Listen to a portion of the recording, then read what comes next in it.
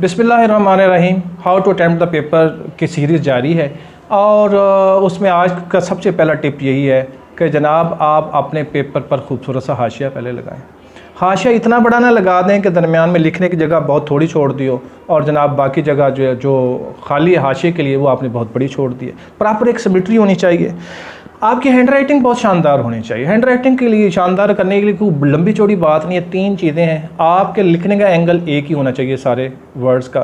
Letter to letter space ठीक होनी चाहिए, वर्ड टू वर्ड स्पेस ठीक होनी चाहिए। आपकी हैंड राइटिंग 100/100 ठीक हो गई। उसके बाद जो है आपको बेटर एक्सप्रेशन देना है, यानी आप दूसरे को भी वही कंप्रीहेंशन है, वर्ड का न्यूटन्स लॉ वो एक्सप्रेस कर रहा है तो वो किस तरीके से रिटन एक्सप्रेशन उसका आ रहा है और आपका किस तरह आ रहा है, दोनों को हम फ़र्ज़ कर लेते हैं कि एक जैसी कंप्रीहेंशन है। लेकिन आपका अगर रिटन एक्सप्रेशन बहुत शानदार आ गया है और आ रहा है तो यकीनी तौर पर मार्क्स आपके होंगे।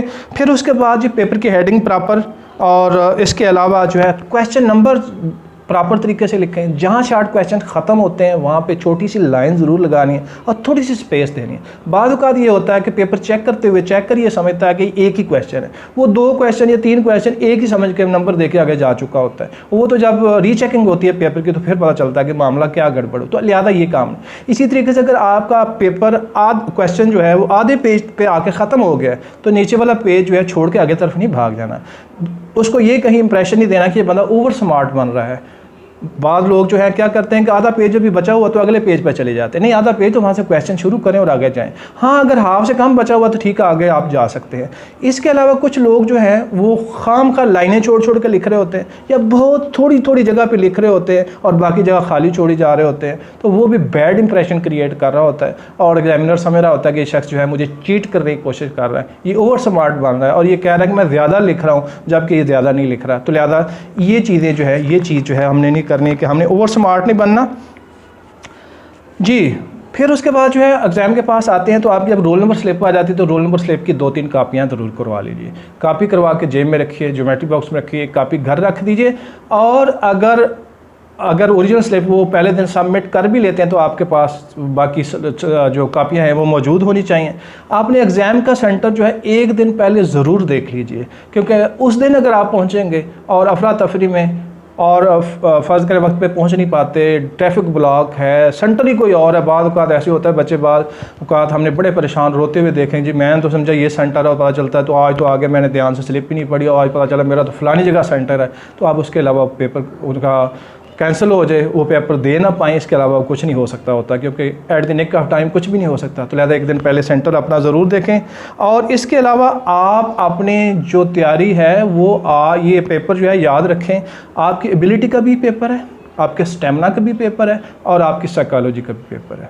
एबिलिटी ये है कि आपने कितने अच्छे तरीके से प्रेपरेशन की, आपका स्टेमिना ये है कि 3 घंटे मुसलसल लिख के आप दरमियान में कहीं उकताते तो नहीं हैं, और साइकोलॉजी ये है कि आप अपलिफ्टेड रहते हैं या क्वेश्चन पेपर से इतना मरूब होते हैं, इतना डिप्रेस हो जाते हैं कि जो रेलिवेंट इन्फॉर्मेशन है वो पेपर में आपको याद ही नहीं आती। इसलिए अक्सर आपने बच्चों को देखा होगा जैसे एग्ज़ाम से बाहर आते हैं, ओहो यार मैं वहाँ घंटा सोचता रहा, इस सवाल का जवाब तो आ ही नहीं रहा था। आप देखिए आप समझ में आया, तो जैसे आपने माइंड को रिलैक्स किया तो माइंड ने वो इन्फॉर्मेशन वापस कर दी।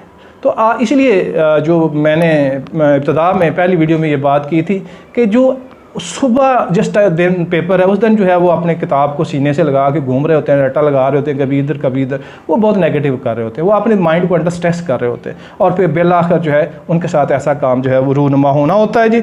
आपने जो बाकी इन सारी जो एरियाज़ हैं जिनमें मैंने आपके साथ डिस्कशन की तैयारी के साथ साथ ज्योमेट्री बॉक्स अपना बड़ा शानदार रखना है, पाउच शानदार रखना है, पेन एक नहीं रखने 2 रखने हैं। इसी तरीके से जनाब ज्योमेट्री के जो सामान है वो बड़ा ट्रांसपेरेंट ज्योमेट्री आपके पास होनी चाहिए। आपकी जो पुरकार है उसके अंदर पेंसिल अलहदा से लगी हुई हो और बाकी आम लेड पेंसिल जो यूज़ करते हैं वो अलहदा से हो, तो प्रॉपर तरीके से आप एग्ज़ाम में जाएंगे, पूरी शेर को पकड़ने की तैयारी करेंगे तो गीदड़ हाथ आएगा, ये बात याद रखें। और अगर आपने पहली ही तैयारी गीदड़ पकड़ने की है तो शेर ने हाथ नहीं आना। टाइम मैनेजमेंट सीखें, सबसे अहम बात यह है। अब पेपर शुरू हो गया जी, आप क्वेश्चन करने लगे, आप कौन सा क्वेश्चन पहले करेंगे ये सोचने का है। अब फेडरल बोर्ड ने तो खैर ये मसला हल ही कर दिया, उन्होंने आपको ई शीट दे दी, हर जगह पहले क्वेश्चन जो है वो उसका स्पेस छोड़ दी गई है कि क्वेश्चन नंबर 3 है तो जहाँ वो क्वेश्चन नंबर 3 लिखा हुआ है चौथे पेज पे जाके वहीं आपने क्वेश्चन नंबर 3 सॉल्व करना है। तो आप बेस्ट के लिहाज से अपने क्वेश्चन शुरू करें। जो पहले सबसे आता पहले अच्छा कर, जिसमें सोच समझ वाली उसको एंड पे रखें। पहले जो आते हैं वो ज़बरदस्त तरीके से कर लें, जो एंड में आपको टाइम बच जाएगा, आपको पता चलेगा कि जी मेरे पास कितना टाइम है, क्वेश्चन कितने रह गए हैं और क्वेश्चन को टाइम कितना देना है। बाज़ औक़ात हम क्वेश्चन करते हुए फेवरेटिज़म का शिकार हो जाते हैं कि एक क्वेश्चन को इतना टाइम दे देते हैं कि दूसरे बाकी क्वेश्चंस का टाइम सारा उसी को लग जाता है और बाद में पता चलता है कि हमारे पास टाइम ही नहीं है और नतीजा ये निकलता है कि पेपर का टाइम आउट हो जाता है, कोई क्वेश्चन छोड़ आते हैं या जनाब तेज़ी करते हुए जो डिटेल्स उनको चाहिए थी वो हमने नहीं लिखी। मज़ीद क्या टिप्स हो सकती है अगली वीडियो में डिस्कस करते हैं।